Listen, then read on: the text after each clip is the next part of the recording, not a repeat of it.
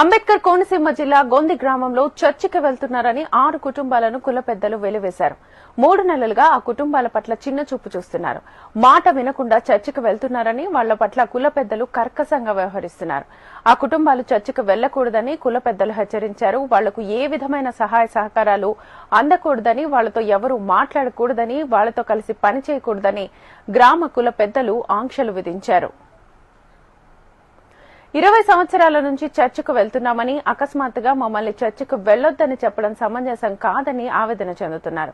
మా పట్ల ఆంక్షలు పెట్టి హింసిస్తున్నారని బాధితులు వాపోయారు. పలు రకాలుగా బెదిరింపులకు పాల్పడుతున్నారని, తీవ్ర మనోవేదనతో ఇబ్బందులు పడుతున్నామని బాధితులు చెప్పారు.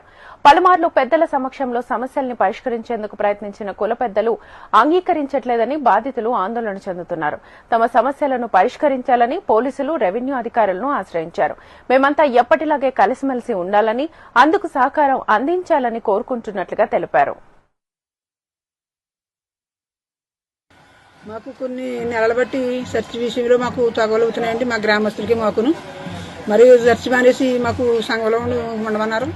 ముందు ఇంతవరకు అయితే సంఘంలోనే ఉన్నాము. గత 4 నెలలుగాను సంఘం కాడికి పిలవట్లేదు మమ్మల్ని. మా మగవాళ్ళు సంఘం కాడికి పిలవట్లేదు. మేము మా పని మేము చేసుకున్నాము.